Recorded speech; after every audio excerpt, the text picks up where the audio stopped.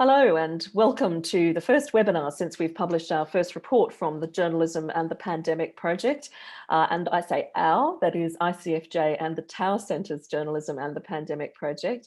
I'm Judy Posetti, I'm the Global Director of Research for ICFJ, and my co-author, Emily Bell, who's the Director of the Tower Centre for Digital Journalism at Columbia University, is here with me as well for this webinar today, in which we hope to dig into some of the key findings and also debate the future. Emily, do you want to introduce our guests?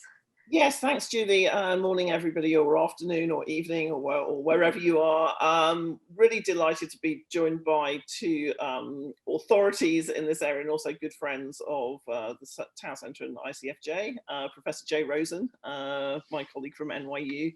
I was going to say Jay needs no introduction because I think his thoughts and words on where the press has been going, might go, should go, have really shaped the field over the past 20 plus years. So it's great to have him here this morning. Hi, Jay. Thank you.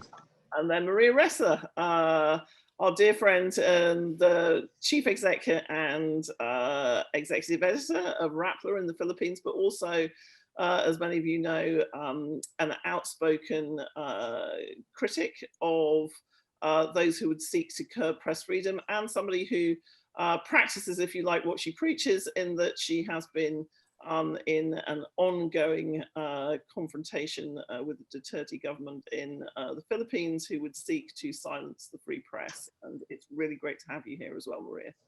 Welcome. If anybody knows what it's like to be up against it, as so many journalists and news organisations are experiencing during COVID-19, it's you, Maria. So we look forward to digging into people's experiences of the pandemic as journalists, as editors, as publishers, built around some of our key findings. And we just thought we'd start, Emily and I, by running through some of those findings, just some top level findings. And let me just share my screen here so that we can walk you through some of these findings. And this is based on the report that we published, I think, coming up to about 10 days, 14 days ago, Emily. Seems like 5 years, but I'm sure it's... It does. But this is the research that we produced based off a global survey, which we conducted in 7 languages. But these data points are from the English language survey. And so we carefully vetted 1,406 English language responses to that survey, which we ran between the middle of May and the end of June this year, during, I suppose, the peak of the first wave of this COVID-19 crisis. So we got among those responses representatives from 125 countries, and you can see but the bulk of responses came from those top 5 countries listed there. Quite a diverse representation of English-speaking countries, but also a lot of responses from Brazil, which perhaps underscores the urgency of the crisis being experienced there, and the desire to engage with these issues by journalists working there. We've used the word journalists to describe our respondents, although we have information that indicates that while 30% of our respondents were news reporters, around 14% were top editorial leadership. And we also had participants from the business side of journalism as well. So we're using that term journalists generically to describe our respondents. About 53% of the respondents were women, and 2/3 were 25 to 49 years old. About half were from legacy print or broadcast, and around a quarter from digital-born outlets, just to give you an indication there of the sort of diversity that we had among our respondents. And over to you, Emily, to share some of the details around the difficulties that our respondents said they were encountering. Yes, so as you all, as people who are sharp with their mathematics will notice that these figures do not add up to 100, because we gave people options about selecting what were the difficulties that they were having covering COVID-19, and the reason for that being that we felt it was just not representative to ask people to choose between their emotional health, the kind of the practical difficulties they had as journalists. So we were very struck that actually psychological and emotional impacts of dealing with the COVID-19 crisis was identified by a large majority of the people who responded to the survey, around 70%. And similarly, a very similar number were concerned about their employment and financial impacts. Intensity of the workload, social isolation, all came above actually the physical risk of contracting and spreading the virus. And above the technical challenges of reporting. But we picked these out because these were the factors that all showed above half, if you like, above sort of 50% response rate. And I think it sort of paints a picture which is not too hard to parse out, of a field which is under intense pressure. And particularly if you combine the top two factors on here, which is the emotional impact and psychological stress that journalists are under, also the destabilization of the business models, which we see as an acceleration of things that were already happening in the field, but it has not. It has got worse rather than improved. Mm. And I think just to underscore what we've identified as a mental health crisis, really, within journalism, there's been some other research with much smaller samples indicating this already. We've found that writ large, really, with this research. And I think it's important to identify that on top of this 70% figure you can see there, which is journalists describing the psychological and emotional impacts of dealing with COVID in the context of their daily work, we also had more broadly 82% of our respondents describing at least one negative or psychological or emotional reaction to the pandemic. And the top 5 negative reactions affected at least a third of respondents. And important to note that they were things like increased anxiety, exhaustion and burnout, more difficulty sleeping, and a sense of helplessness, dark and negative thoughts, all of which are pretty depressing to describe, and important to note that diagnosis with depression or increased experience of depression was also up there in terms of the experiences noted. And it wasn't just a case of psychological illness, it was also a case of great risk in terms of physical reporting on the front lines. Say, for example, journalists being sent into the field. According to our respondents, 30% of them said that journalists in their organisations were conducting field reporting without a single piece of safety equipment, which I think indicates a real problem when it comes to employers properly defending and protecting their journalists. And also, it was not just a case of, sorry, I've now managed to try and annotate apparently, which is not something I've done before on my screen. It wasn't just a case of employees and employers dealing with this crisis either. It was also a case of external threats. So journalists were experiencing much worse harassment online than before COVID-19, according to 20% of our respondents. You can see from the screen there, issues like censorship, so direct censorship of reporting by government actors was highlighted, all manner of political pressures. We also saw fines and arrests, detentions, fake news laws being used and misused to try and restrict coverage as well. 1 in 10 of our respondents talking about being abused publicly by a politician or elected official.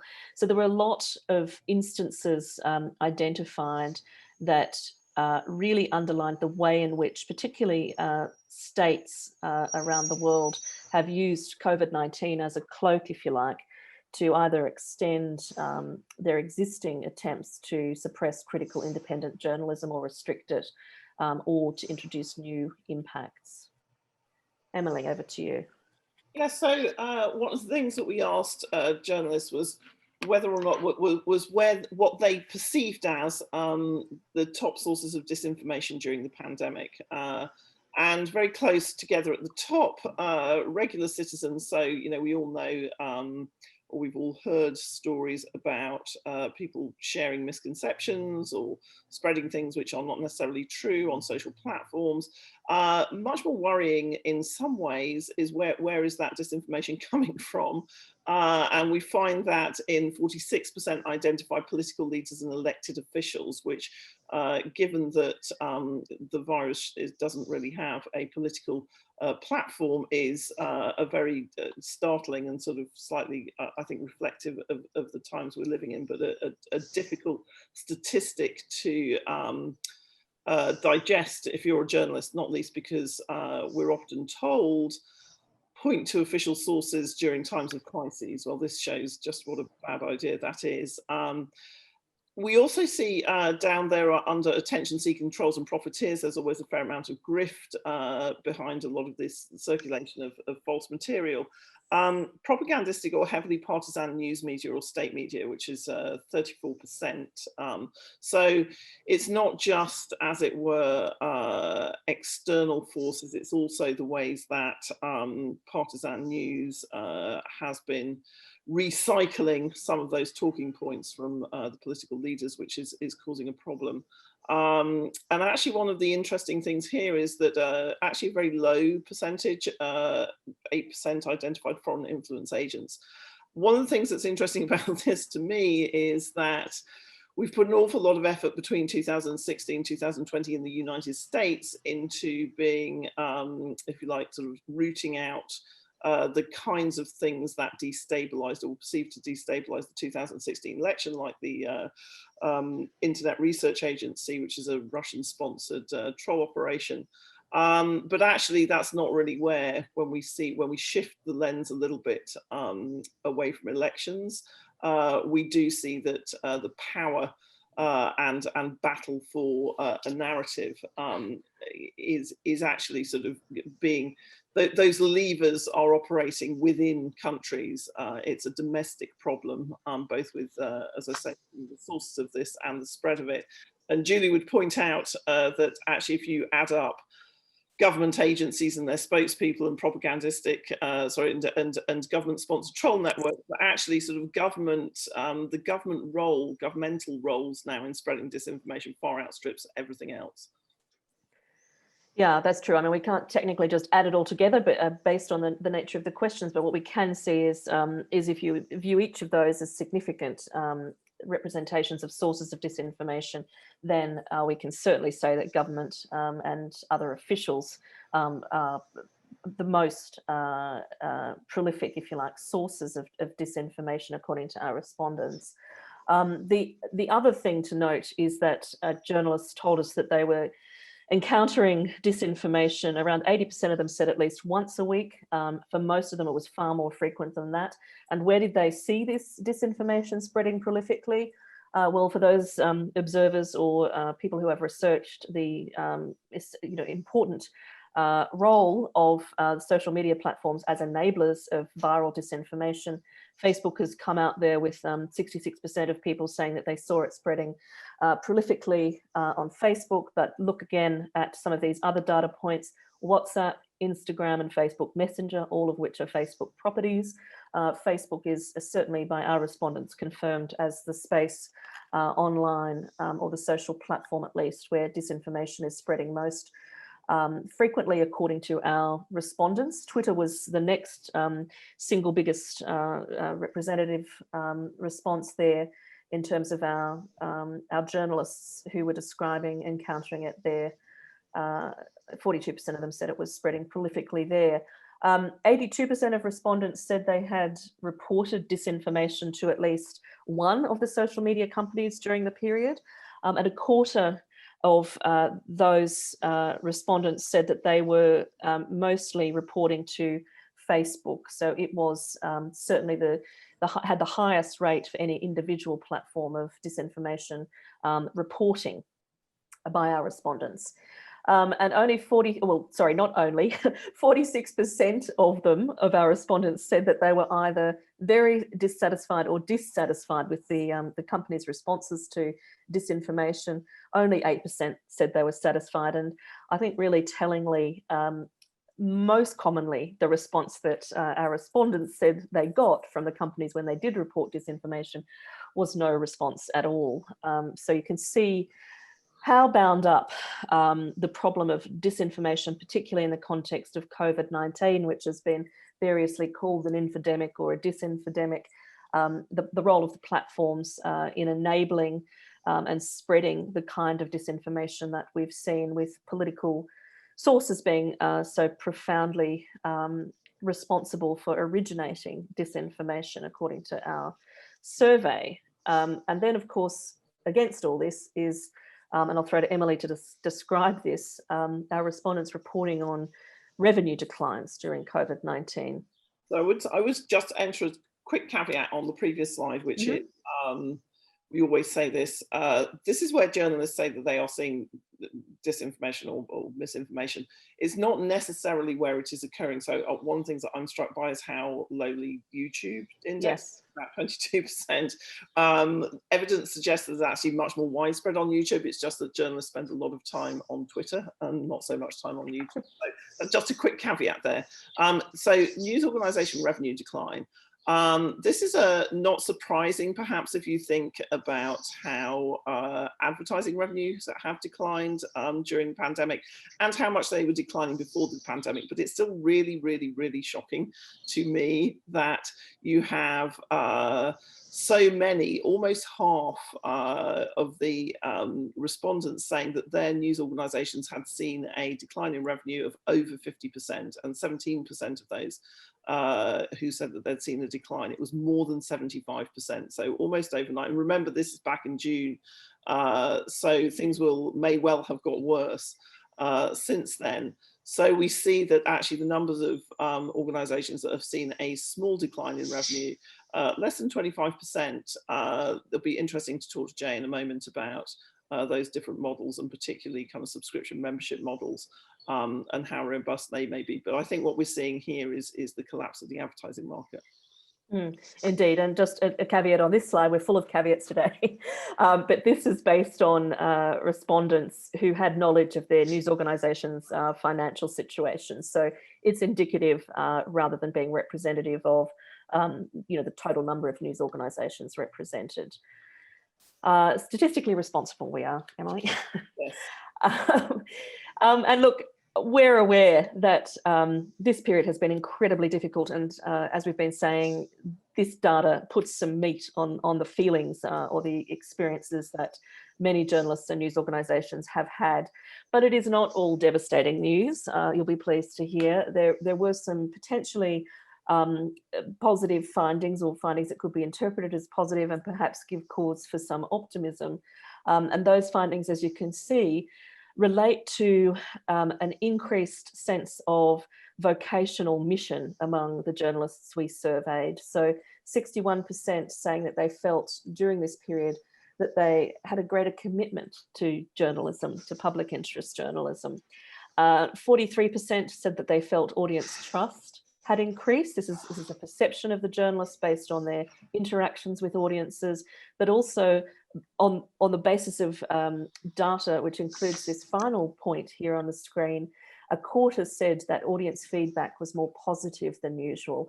And if you dig into the full report, you'll see that many of the respondents also talked about an increasing desire to contribute in a positive way to the journalism that was being produced. So a desire to provide information that was useful or helpful, a desire to assist with fact-checking, for example. These were some of the experiences of dealing with audiences that the journalists reported.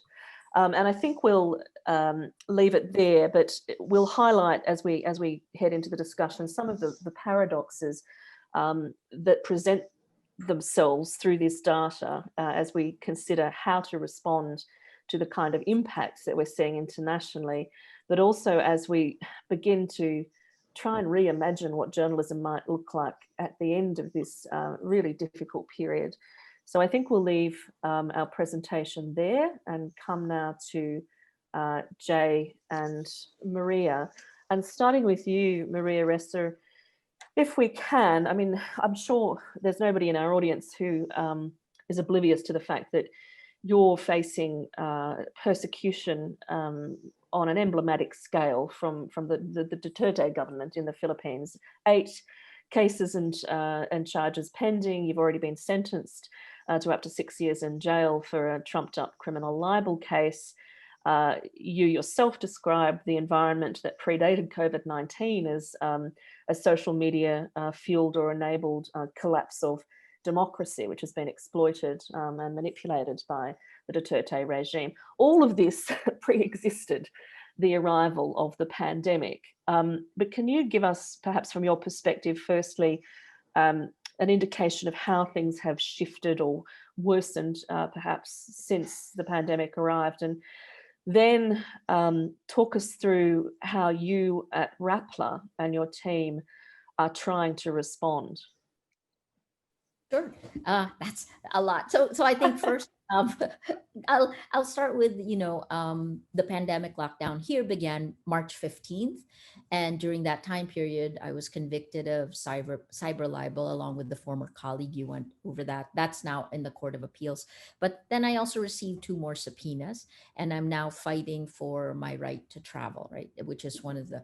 I think that what makes our experience interesting, I think, is that not only do we fight for the mission of journalism, but I run the business of Rappler. We're still creating tech during this time period, so the business and tech, and then I'm the target, so I can see on social media how the tactics evolve. And what's interesting about the survey for me was that. Well, first, those first few slides are identical to Rappler, right?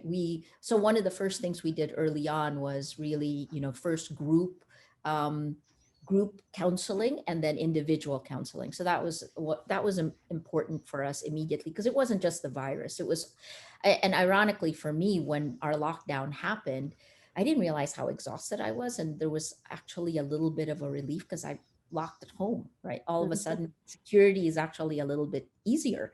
But I think the last part of this is that we went back to basics. Nietzsche was right. What doesn't kill you makes you stronger, in the sense that we had already been through the ringer in 2018 when the government filed 11 cases against us. And then, it came down to the 8 criminal charges in 2019. We dropped 49% of our advertisers by April of 2018. So we were forced to actually find another business model, which was based on data and tech, on how we looked at disinformation on social media, how we tracked those networks, and then we productized it on the other side. So it was actually the very same conditions will spurn a creative solution, and that's what happened to us. That business model using data and tech grew 12,000%, and so as the advertising shrank, we found a new business model that not only was our research driven, but also could replace this collapsing model. So the last thing I'll say is that the very same pillars that we created Rappler from, which is journalism, technology, and community, right? The Venn diagram where Rappler smack in the middle. I would, I want to hear from Jay, but I would love to tell you how those very same pillars, when you come under attack, get stronger, and how we can spring from them to actually begin to look for the solutions, because it's creative destruction. And I think, as I always say, I've had to embrace my fear. Well, we embrace it. And I think the most exciting part, I hate to say this in this way, is that the world we knew has been destroyed, and we have to now create it. That seems like a good point to come to Jay. So that's a very strong rallying cry: community, technology, journalism. Those are 3 things, Jay, that you thought quite a lot about over the past couple of decades. Where does this leave us, the pandemic? I mean, Maria's right, isn't she, when she says, this has kind of accelerated an already kind of melting world for journalism. How should we think our way through this? Yes, I think the phrase creative destruction is well chosen. In many ways, the world that was for journalism is gone. And I think there are some reasons for optimism. I'm going to unfold a couple of them, but one more reason for pessimism before I do that, that didn't come up in the report, is in the US called flooding the zone, and in the Russian context, the fire hose of falsehood, which is a kind of propaganda that works in a somewhat different way. You could think of it as propaganda adapted to an age of information abundance as opposed to information scarcity. And in that model, which we should be aware of, definitely a factor in this issue, you flood every channel with your messages, plural. You try to overwhelm the system with too much news, too much controversy, too much doubt, too much crap. You don't necessarily care if your messages are contradictory and cancel each other out. You're more concerned with multiplying the number of arguments you give to the public rather than the quality of those arguments or the way they fit together in it. You don't really care if there's any coherence to it. And the most important thing in the fire hose of falsehood method is you're not really trying to convince people. You're not trying to persuade them of a point of view. You're trying to dismay them, disable them, and drive them from the public arena. So added to all the other problems, we have to, I don't want to say it's a new method, because if you use the word new in this era, you get your head chopped off, but it's definitely well adapted to the conditions we face. So we have to add that in. Now, given all of that, why are there reasons for optimism? Well, some of them the report has already mentioned. Julie mentioned them in her summary. Some notion of increased trust from the audience, more commitment to journalism. I would add, the young people are more passionately committed to journalism than ever. You know, Emily and I see them. They've always been a strong point, but I think now there's something more, there's something more visceral about young people's commitment to journalism, and especially because they don't have the illusion that this is a lucrative field or a stable field even. They know it's kind of in crisis and they are drawn to it.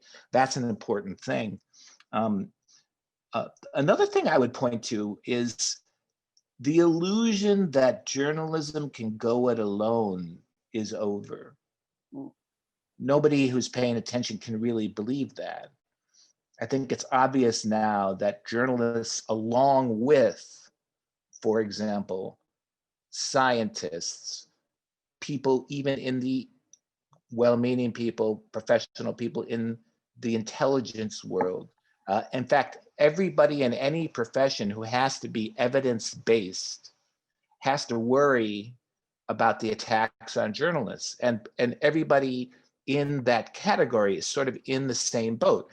If you look at the kinds of people that our president has attacked because they represent a factual check on his ambitions, journalists are at the top. They've been called enemies of the people, and he's most obsessed with them. But it's also the intelligence community. He rails against them. His refusal to be briefed by them is an important sign. It's scientists, it's people in public health, diplomats, civil servants, anybody who's a professional in government. All of those people are kind of in the way, and they're all under attack in the United States. But they also now realize that they're interdependent with one another, and journalism is part of a fabric in which we kind of build a reality-based world. And what I mean is, there was a time, at least in the more developed countries, when many of those things could be taken for granted. And so journalists could have the illusion that they kind of floated above that scene, dispensing justice on every, everybody who tried to pull the wool over the public's eyes, right? And that kind of professional distance, which had its virtues, it had advantages, of course. It just seems so like impossible now, because journalists are in a fight for their lives. So that's a good thing. Another good thing is that increasingly, after a long battle to get this recognized, increasingly in the US at least, I think this is true in Europe too, the cause of diversifying the newsroom is no longer seen as like a nice thing, but as an absolutely essential thing. Mm-hmm. And there is going to be fights over who that applies to and how to do that. But the notion that you can continue to run a high quality newsroom with 50 to 60-year-old white men in charge of everything is just completely demolished. And that, I think, is a positive thing. Then just to wind up, what we're seeing today, I think, is a rebuilding of the entire relationship between journalists and publics, plural. The old one broke. Facebook helped break it, but the transformation of advertising helped break it. Right-wing populism helped break it. The decline of trust helped break it. The old relationship between journalists and their publics broke. It's over. And we are now entering a period where we have to rebuild that. And there's a chance to, as you've heard this phrase, build it back better. Build it back better, which I think is, despite the sing-song feel to that phrase, that's an important thing. And my work with membership is part of that. So we can talk about that later if you want to, but those would be my initial thoughts. Sure, great insights. I just want to move now to trying to unpack some of the dichotomies that we found in this data. And this goes to the very question of how you do perhaps build it back better if you acknowledge that the erosion of trust and the collapse of the old relationships with publics, as you put it, Jay, if the aim is to rebuild relationships with audiences, and we can draw some optimism from that data around a sense of increased trust and a sense of increased mission, perhaps this can be understood in terms of a shared experience of the pandemic. The fact that journalists are alongside their audiences and their sources and all of the other experts, as you pointed out, struggling to surface accurate, reliable information, and also they're physically and psychologically affected in similar ways. But some of the dichotomies, I think, point to some challenges for us before we move into the solutions phase, and they would include the fact that we saw respondents talking about the need to rely increasingly on official sources and government sources, while at the same time being frequently abused by those sources, online and offline, and also the chilling of their sources in the context of COVID-19. I didn't put a slide up about this, but about half of our respondents reported their sources and whistleblowers among them saying that they were reluctant to speak. So that's one dichotomy. The other one is the retreat necessarily to socially distanced reporting, meaning an increasing reliance on those very social media platforms that we have pointed to as being partly responsible for the collapse of trust and the rise of disinformation and the erosion of business models and so on. So increasingly reliant on the platforms that we're increasingly aware lead to what I sometimes call platform capture, but which is a series of problems that Emily and you and others have written extensively about. What do these two challenges mean? I mean, how do we do more community-oriented journalism that helps build trust when we're restricted physically to an extent? So that idea of models that were more deep and involve physical connectivity to audiences as a way forward, which we were talking about only a year ago, is now more difficult. Let's start with you, Maria. That was an essay, not a question, but hopefully it gives the audience some context.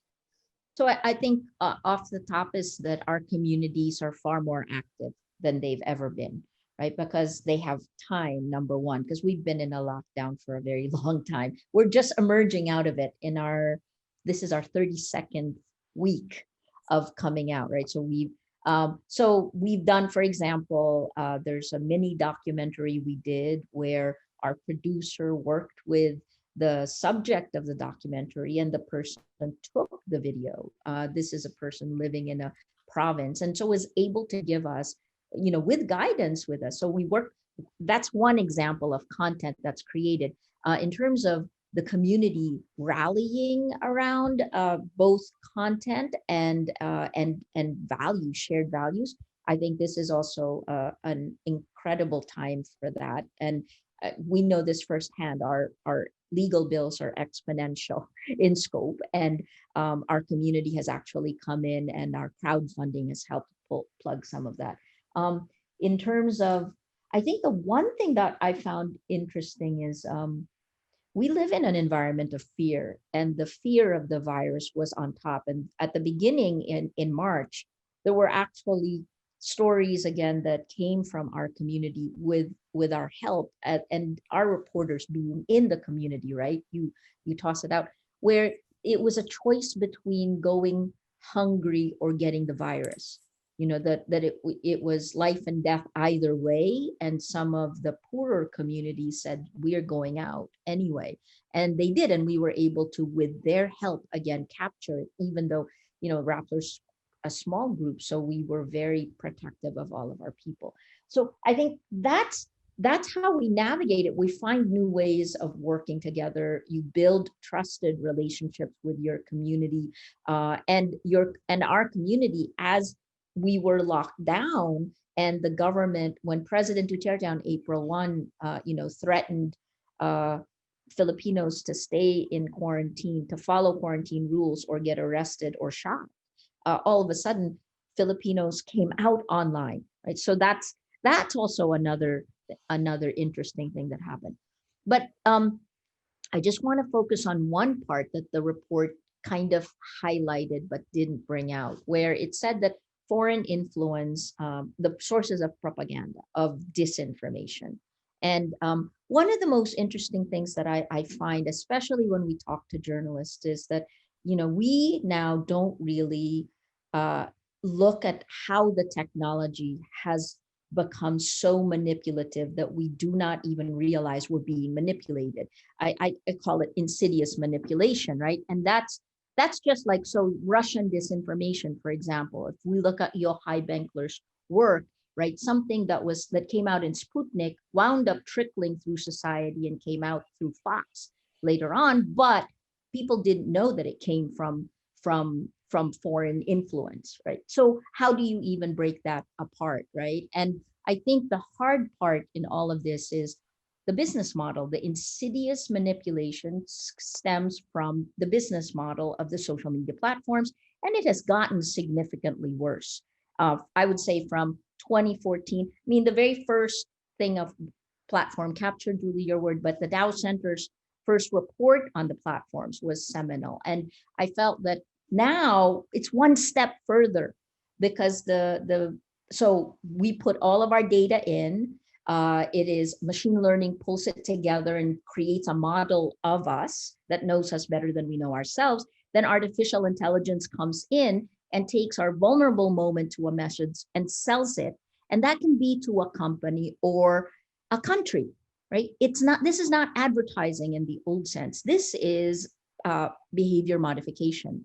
And that's the business model. So I think that, I'm sorry, I hijacked it to, really truly, when you talk about Facebook, YouTube, the Philippines, 100% of Filipinos are on the internet, are on Facebook. Right below it, YouTube is at 98%, right? So it's these are vectors. And I think this is the time when, we have to demand that social media platforms be made accountable, and that they not be biased against facts or against journalists. I'd love to sort of pick up on that, Maureen, and sort of turn to Jay on that, because I think, Jay, the way you were framing it was so very compelling, saying that, the old model of journalism is gone. We now have to work in collaborative ways with communities of fact-based communities.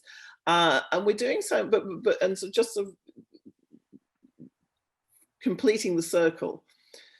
We're doing that within an environment, as Maria says, which has no real ability yet to know how to calibrate that.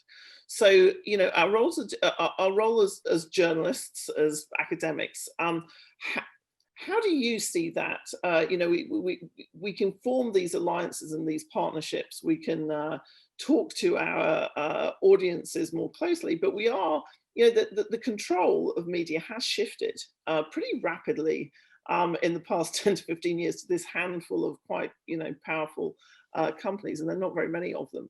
What's how does your model of remaking journalism speak to what our relationship should be with the Facebooks, Twitters, YouTubes, etc. of this world? Yeah, I don't know that I have a good answer to that. I mean, I think our problems are so many and they're so deep, and they involve the collapse of an order that has stood for a long time, that many parts of our situation we really don't have answers for. I mean, how do you live without the platforms? You don't. You know, the platforms are going to remain necessary to connecting with publics, and they're going to also be adversaries, and they're going to make life harder, and they're going to continue to suck revenue out of the media system. And there's no way to live with them, and there's no way to live without them. And that's banal, but I don't see that really changing. Instead, what I see is a kind of a starting over. And this is what I have experienced through my work with the Membership Puzzle Project, where we're studying and to some degree supporting member-based news organizations. And I don't want to present membership as in any sense the solution to this problem. It is not the solution. In fact, one of the things I've learned is that it can only contribute sort of a minor chord in the symphony. But in that work, membership is different from subscription. Subscription is a product relationship. You pay your money, you get the product. If you don't pay, you don't get the product. Everybody kind of knows how a product relationship works. In membership, you join the cause because you believe in the work. And you don't mind that the work also goes to people who don't pay for it. In fact, that's a plus. And that's important, because what it means is that member-supported newsrooms don't have to have paywalls. And that the weakness of the subscription model is that it may be terrific information delivered to an elite who can afford to subscribe to it, which is not exactly what we mean by a democratic public. So a membership approach tries to get past that with this sort of hybrid where your strongest supporters are recruited to help support the organization, and the results go to everyone that is affected, the entire public.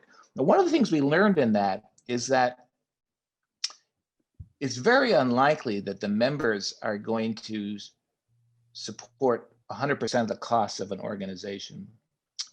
It's much more likely that they will be one revenue stream of several that makes it possible for this new site to survive. In fact, one of the things that a healthy membership signals is to other funders that this might be worth funding, whether it's a rich person, a billionaire, a government fund, a foundation. Having members signals that this organization has popular support, and it's that might result in revenue as much as people giving their money.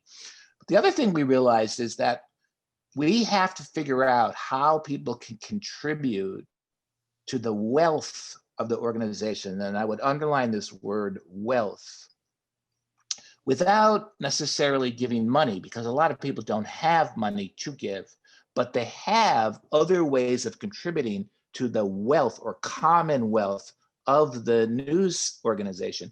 And Maria mentioned some of them. They can contribute with their knowledge. They can contribute with their experience. They can contribute with moral support, like demonstrating when journalists get arrested, right? They can contribute with their networks, people they know. They can contribute by helping to distribute an important work of journalism through their own social accounts, for example. And the more you're able to teach people that they can contribute in these non-monetary ways, the greater the wealth of your organization. So the reason I'm telling you this is I think we have to start imagining the future of journalism, not just in terms of revenue and costs, but of wealth.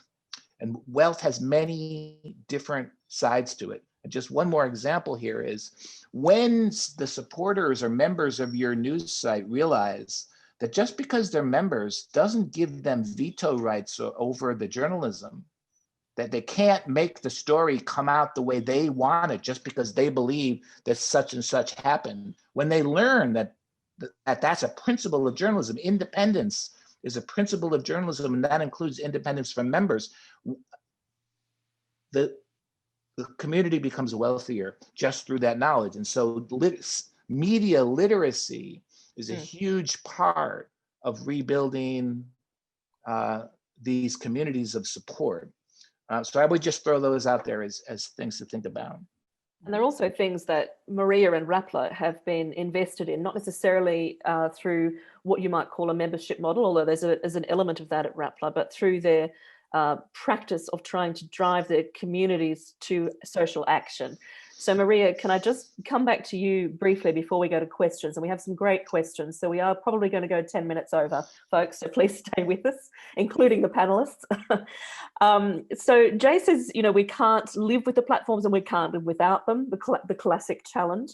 I know, though, that you have a view that journalism-led technology innovation could actually replace our over-dependence on the platforms, for example, down the track, if it is possible to decouple at all. Can you just talk to us briefly about how this experience of going through the pandemic and trying to figure out ways to do this community building in a more physically, socially distant sense has perhaps affected your thinking about what this journalism-led technology response might look like? So I think there's three things that fit into there for us. So during the pandemic, we rolled out a new tech platform, as in rolled it out. So we started building it last year and we rolled it out on World Press Freedom Day. And it is crazy to roll it out during lockdown, but somehow we made it, and it is out there. We're still working on it. So I talked a little bit earlier about the three pillars, right, which is technology, journalism, and community. So the first is, I think the future of journalism is intertwined with tech, or tech is intertwined with journalism. And the difference is that the tech guys know the tech in a way, and look at us journalists, we even outsource the sharing, which is a really big part. If we had known better, we should have built it ourselves, but we didn't. So first is like, the future is going to be tech and journalism. The journalists are necessary because they're the ones who have the discipline. We have both the standards and ethics, and then the courage, right? If you take a look at all of the things that's wrong with the way the social media platforms are responding, they can learn lessons from news groups, i.e. keep your business separate from the public sphere, right? The protector of the public sphere should not be connected to your business. So let me take those three because I know we're running out of time. So the first is, like, for us, it was, how do we find a solution out of this mess? The first is really push the platform. So we work with them. We're a Facebook partner. We remain a Facebook fact-checking partner. And now we're pushing very hard for an end to impunity, but we're also building our own tech because we learn in that process of building the tech. And then the third is I'm part of this group now that is looking for structural framework solutions. It's Julie, you're part of this group, right? This is the Infodemics working group of the Forum on Information and Democracy. And we are coming out with 4 papers to try to kind of look at how do we pull together all of the people who are doing all this great work, and what does this new world order look like? What kind of laws and regulations should we have? What is the interplay? The second, on the journalism part, the second pillar, Well, we got to survive. The facts must survive. And right now, all the social media platforms actually deprioritize facts because it's really boring. It doesn't spread, it doesn't increase engagement. Journalists spend our entire lives learning how to tell narratives, stories. We work really hard for your attention. And the things we're competing against don't. Lies laced with anger and hate spread faster and further, right? So what do? We have to find a new business model first, right? And I think we can do that. I think we're starting to find that. The second is we have to find a new international framework of law. And this connects to all of the weaponization of the law that I've faced here. The defense that I have is to look at the international covenants, right? Where are they? The Universal Declaration of Human Rights. And that's where I look at like the work of Amal Clooney and Keelan Gallagher. And then I think the third part of that is, please, we need to make sure that funding continues. And that's part of the reason I'm helping with this international fund for public interest media. It's still raising the money, but the idea is to raise $1 billion every year to help independent media survive. That's critical. And then finally, this last part of community. We've been working with community. We have a membership. And the hard part is your membership goes up when you get arrested or detained or when something bad happens to you, right? That's not a sustainable business model. For a little while, I think we can take it, and we're building the community, our crowdfunding campaign. I think the Hold the Line coalition that ICFJ is part of. And then I think the last part, I saw Eric Wishart just throw this in, Real Facebook Oversight Board, right? That is civil society and community and journalists and academia all combined. And I'm learning a ton working with guys from the NAACP, the Color of Change, the Anti-Defamation League. I'm uncomfortable in activism, but when you're fighting for facts, journalism is activism. Just Maria, following up on that, and I was going to pick out Eric's question, but there's actually another question in the thread as well, and so if I can conflate those, which is, so Eric asked a good question about the, what do we think of the Facebook Oversight Board? I think, Maria, maybe I have a slightly different view of it to you. And there was another question, apologies, I can't quite find it now, but on the same theme, saying, what do we think about regulation? What role does regulation play in this? And I think that's a really great question, because it does feel like any changes, substantial changes, should be perhaps more rooted in law. Oh, there we go. Selby Zuma. Selby, yeah. So what's your view on media regulation, self-regulation, or government to guarantee independence? Jay, do you want to take that one? Well, what are the countervailing powers to the platforms? There's a limited number of them. None of them really totally work, and we're still learning how to use them. Obviously, one is regulation. There's all kinds of problems with it, but it's one of the few things that you can even imagine as being as powerful as the platform. So you can't eliminate it, no matter what your ideological views of regulation are, or how many scare scenarios you can dream up. Regulation has to be part of the picture. So that's one countervailing power. Publics are another countervailing power, just public protest, public reaction, boycotts, etc. Like, you can't count out that either. Another lever with the platforms are professionals, and especially, I think, in Facebook's case, the engineers. I think that's the one real weakness or Achilles heel of the platforms, is technical talent, and the ability of technical talent to kind of organize itself and object to what the company is itself doing. It's not a complete countervailing power. It's not a solution, but it is a factor. And then I think it's really important that bodies and different kinds, like the Facebook oversight body, maybe can work. I disagree with people in my profession and others who are kind of extremely online, who immediately dismiss the Facebook Oversight Board as the creation of Facebook, or inevitably corrupted by the company. I don't know that for sure. I don't know that's going to happen. So I have a little bit more of an open mind about it, even though I recognize it, the criticisms that it doesn't have any real power, and there's all kinds of problems with the Facebook Oversight Board. But I don't think, because we have so few countervailing forces, I don't think we can afford to dismiss any of these factors. So that's sort of how I look at it. It's like so many other things. It's an unsolved problem. A lot of people, especially in the United States, have difficulty understanding the whole concept of an unsolved problem, but this is definitely one.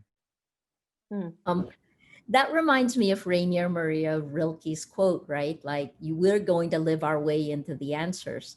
But of course, I'm biased on the real Facebook Oversight Board, not to denigrate the other Facebook Oversight Board. Well, the one but the bias that I have for that is because it's an intervention, right? It's really, it is taking too long.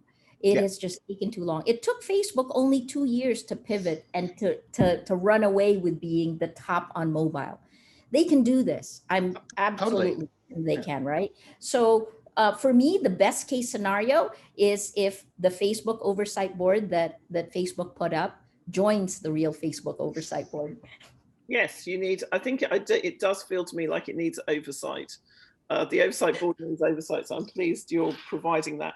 But it does, I mean, it does raise this difficult question that, you know, to what extent should we see, I'm very uncomfortable with the platforms deciding how they should fix this. I think that we've had too much kind of, we've allowed far too much sort of road in terms of we can fix this and we are the only ones who know how to fix it. But it's an interest, I think it's such an interesting area. There's a couple of questions here which sort of bring us back, if you like, to sort of the heart of the report. One of them, which I think, you know, I'm still not sure that I know the answer to this question. I'd love to know what Jay and Maria think, which is, you know, how has reporting changed during the pandemic? It's difficult to know, but it would be great to hear what you perceive as being sort of real changes within the newsroom, and a question as well from Somalia, which, you know, I think is very hard to answer, which is what should you do as a journalist when you lose financial support, either, you know, your organization, or you lose your job or whatever. You know, what are the solutions? And several things in the question thread about, you know, what support is there for these small outlets kind of globally that may be losing funding sort of immediately. Sorry, that's two slightly different questions. Maria, do you want to have a crack at how things? Yeah. So I can do first the funding, because we look at this all the time, right? So 444 in Hungary, right? They crowdfunded. They essentially said it's going to take us this much money to build, to start from scratch, because they walked out of Index, I guess. They walked out of one, and then they were able to raise their money in far less time than they expected. So don't be surprised if that happens. Another form of both community and advice and funding is MDIF has kicked in a lot more, the Media Development Investment Fund, and there are other small little funds that different groups have put together. Of course, the platforms also are doing some of that. I think Google has sent out some of the stuff, but it would be interesting to hear from Emily and Julie what you think of the funding, right? That comes out from them. But how has journalism changed? I mean, look, I guess I keep using creative destruction because in the time of the pandemic in the Philippines, the government used this time to consolidate power. We've lost more of our rights during this time period. And we have an anti-terror bill that has become a law where somebody designated a terrorist by a small group of cabinet secretaries can now be arrested without a warrant and jailed for up to 24 days. Knock on anyone. And then the kind of naming a journalist or a movie star, actually a TV star in recent days, a terrorist, we call it red tagging in the Philippines, that's increased. So people see this, but the level of fear is still there. So how has our journalism changed? We continue to go to the government sources, but at the same time, as they clamp down, you have more and more people who give you information. They don't necessarily want their name on it. In fact, they don't want their name on it at all. But there's so many more strands to follow and so many more people who will do the kind of work for you.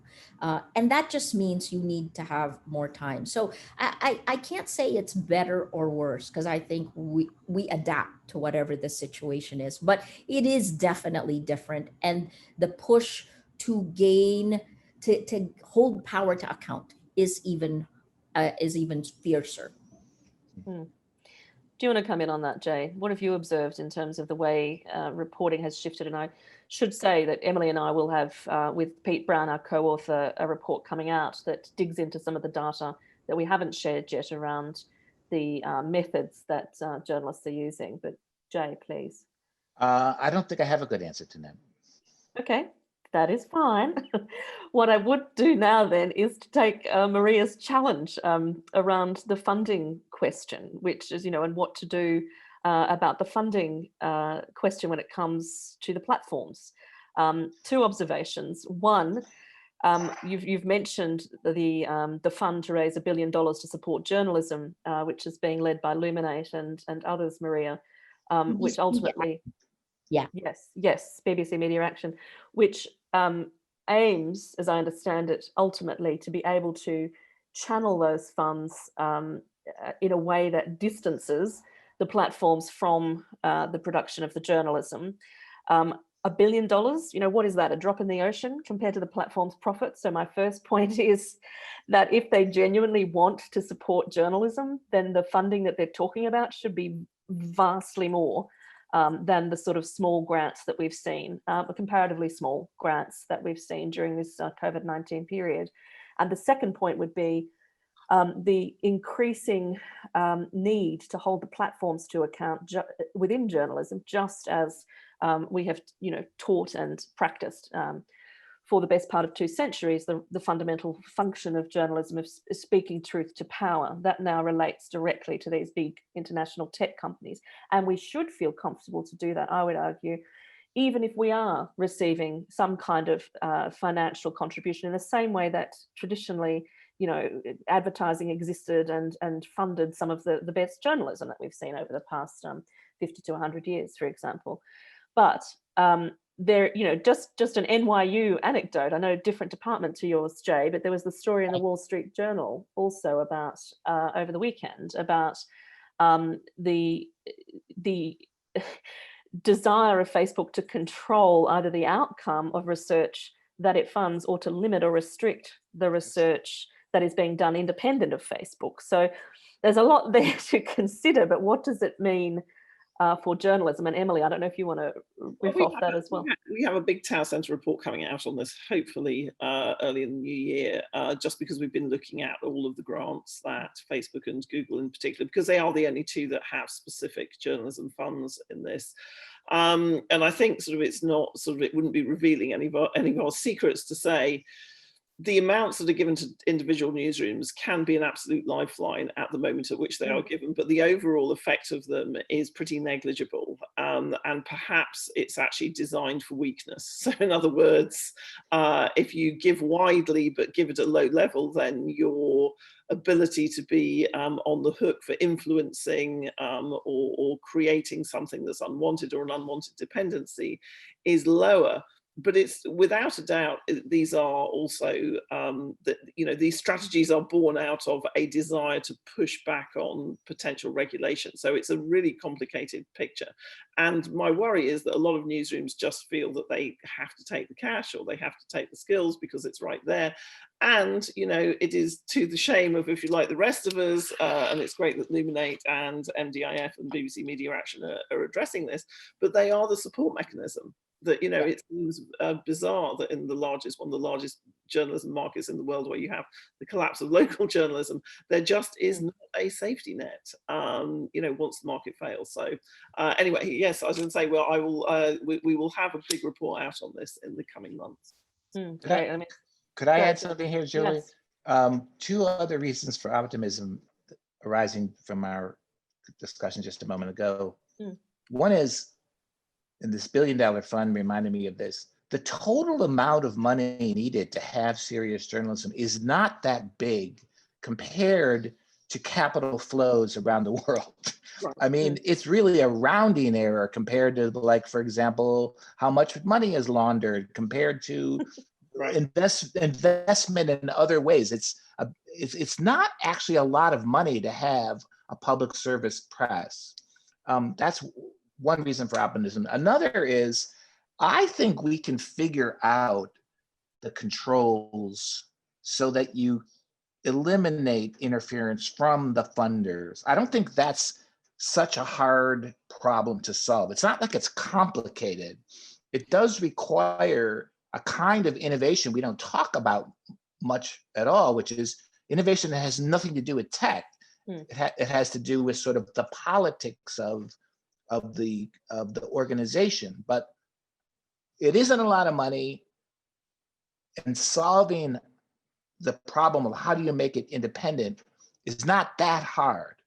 So in the long run, we have reason for optimism there. Right. As long as there's a willingness. Yeah, no, and then ethics. the problem becomes will, absolutely. Yeah. Public will. So Yeah, and the other corporate will, part yeah. that's interesting there is also states, right? Like Mm. only 0.3% of development funds actually go to media. And when you're talking about facts as a lifeline to everything, Yeah. integrity of markets, integrity of elections, democracy, Public health. 0.3% public health, 0.3%, really kick it up Yeah. a little bit more, and then there's a chance that independent media will survive. Absolutely. Perhaps now's a good time to get you to, you've already given us some reasons for optimism. And Jay, you pointed out on the call before we began that optimism might be a precursor to solutions, that we may not be yet, at a point where we can throw forward to potential solutions. But what thoughts would you like to leave the people who are gathered here and all of those who will listen to this or watch this discussion later about what we can do constructively, meaningfully in response to this data as it starts to emerge about the impacts of COVID-19 on journalism worldwide? And worldwide is an important point to emphasize, because this is not just a collapse that's experienced in the developed West. Who would like to go first? Maria would.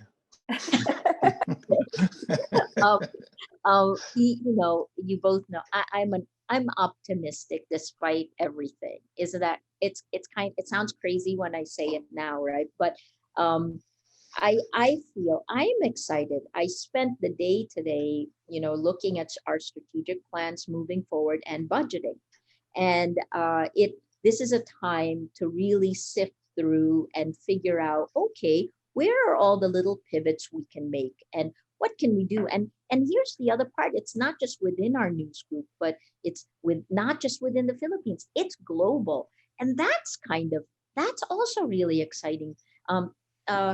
Jay said this, build better. Well, yes, we have to, because the bar is so low. But I do think that technology, we can't do a thing unless we fix the poison coming in, the fire hose of falsehood, right? Because what I talked a little bit about this social media and the tech, and then what Jay focused on were the impact of influence operations. Really, that's what it is, right? When you keep poisoning the environment, you've got to first stop the poison from coming in. And I think we're going to come close to that, if not this year, next year. And it has to be this year. So the last thing I'll say is that for me personally and for Rappler, we're definitely fighting for our lives because it's important, right? I'm fighting to stay out of jail. I believe that this is an important thing. And how, whether or not I do go to jail or how our journalism will evolve